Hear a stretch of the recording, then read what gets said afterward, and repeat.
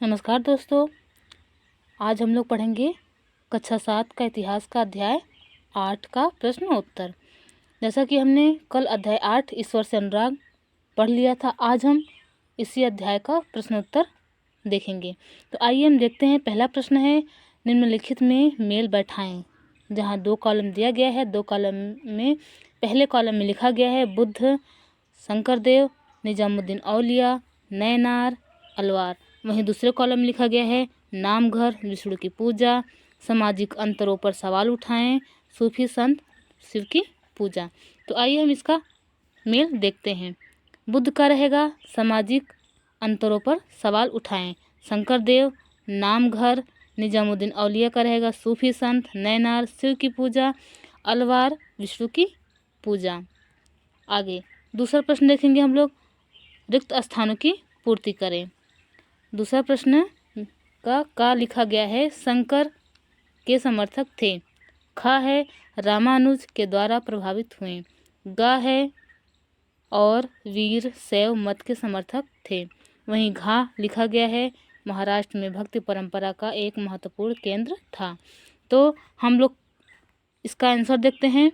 का में रहेगा अद्वैतवाद, शंकर अद्वैतवाद के समर्थक थे। खा में रहेगा रामानुज अलवार के द्वारा प्रभावित हुए। गा में लिखेंगे हम लोग बसवन्ना, अल्लामा प्रभु और अक्क महादेवी वीर शैव मत के समर्थक थे। वहीं घा में हम लोग लिखेंगे पंढरपुर महाराष्ट्र में भक्ति परंपरा का एक महत्वपूर्ण केंद्र था। आगे तीसरा प्रश्न, नाथ पंथियों, सिद्धों और योगियों के विश्वासों और आचार व्यवहार का वर्णन करें। इसका आंसर है, इन्होंने साधारण तर्क वितर्क का सहारा लेकर रूढ़िवादी धर्म के कर्मकांडों और अन्य बनावटी पहलुओं तथा समाज व्यवस्था की आलोचना की। उनमें नाथपंथी, सिद्धाचार और योगी जन उल्लेखनीय है। उन्होंने संसार का परित्याग करने का समर्थन किया।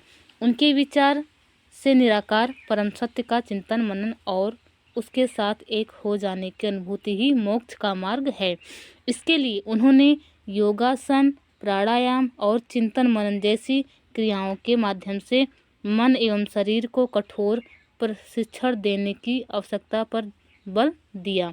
उनके द्वारा की गई रूढ़िवादी धर्म की आलोचना ने भक्ति मार्गी धर्म के लिए आधार तैयार किया, जो आगे चलकर उत्तरी भारत में लोकप्रिय शक्ति बना।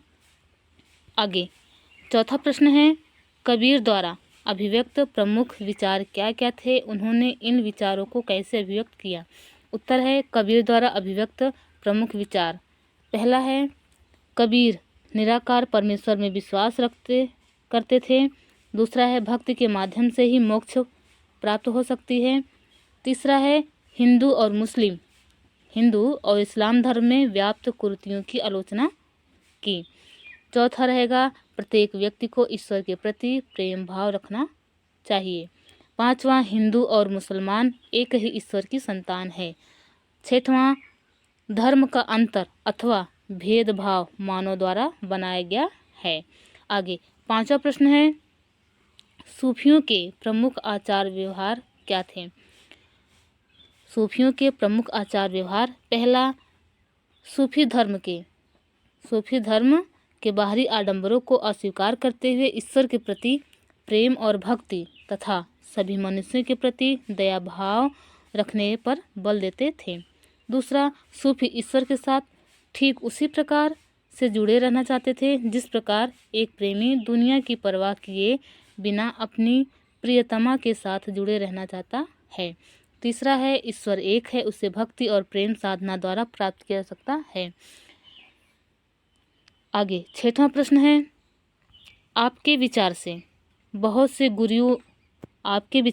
बहुत से गुरुओं ने उस समय प्रचलित धार्मिक विश्वासों तथा प्रथाओं को अस्वीकार क्यों किया? उत्तर रहेगा, बहुत से गुरुओं ने उस समय प्रचलित धार्मिक विश्वासों तथा प्रथाओं को निम्न कारणों से अस्वीकार किया। पहला है, प्राचीन काल से चले आ रहे ऐसे धार्मिक कर्मकांड जिसने कई तरह की कुरीतियाँ व्याप्त हो गई थीं। पहला है प्राचीन काल से चले आ रहे ऐसे धार्मिक कर्मकांड जिसमें कई तरह की कुरीतियाँ व्याप्त हो गई थी। दूसरा, प्राचीन काल से चले आ रहे रीति रिवाज और प्रथाओं में काफ़ी जटिलता आ गई थी। तीसरा है उस समय प्रचलित धार्मिक विश्वास और प्रथाएं समानता पर आधारित नहीं थी, कई वर्गों के साथ काफ़ी भेदभाव किया जाता था। सातवां प्रश्न है बाबा गुरु नानक की प्रमुख शिक्षाएं क्या थीं? तो बाबा गुरु नानक की प्रमुख शिक्षाएं, पहला, एक ही ईश्वर की उपासना करनी चाहिए। दूसरा, जाति धर्म अथवा लिंग भेद मुक्ति प्राप्ति के लिए कोई मायने नहीं रखते। तीसरा, ईश्वर की उपासना करनी चाहिए, दूसरों का भला करना चाहिए तथा अच्छे आचार विचार अपनाने चाहिए। चौथा, उनके उपदेशों को नाम जपना, कीर्त करना और वंड छकना के रूप में याद किया जाता है। आठवां प्रश्न है जाति के प्रति वीरशैव अथवा महाराष्ट्र के संतों का दृष्टिकोण कैसा था? चर्चा करें। उत्तर है जाति के प्रति वीरशैवों के विचार। वीरशैवों ने सभी व्यक्तियों की समानता के पक्ष में और जाति तथा नारी के प्रति व्यवहार के बारे में ब्राह्मणवादी विचारधारा के विरुद्ध अपने प्रबल तर्क प्रस्तुत किए। इसके अलावा वे सभी प्रकार के कर्मकांड और मूर्ति पूजा के विरोधी थे। जाति के प्रति महाराष्ट्र संतों के विचार। संतों में सबसे प्रमुख महत्वपूर्ण थे ज्ञानेश्वर, नामदेव, एकनाथ, तुकाराम। इन संतों ने सभी प्रकार के कर्मकांडों, पवित्रता के ढोंगों, जन्म पर आधारित सामाजिक अंतरों का विरोध किया। यहाँ तक कि उन्होंने संन्यास के विचार को भी ठुकरा दिया और किसी भी अन्य व्यक्ति की तरह रोजी रोटी कमाते हुए परिवार के साथ रहने और विनम्रता पूर्वक जरूरतमंद साथी व्यक्तियों की सेवा करते हुए जीवन बिताने को अधिक पसंद किया। आगे 9वां प्रश्न है और लास्ट प्रश्न है, आपके विचार से जनसाधारण ने मीरा की याद को क्यों सुरक्षित रखा? हमारे विचार से जनसाधारण ने मीरा की याद को निम्न कारणों से सुरक्षित रखा।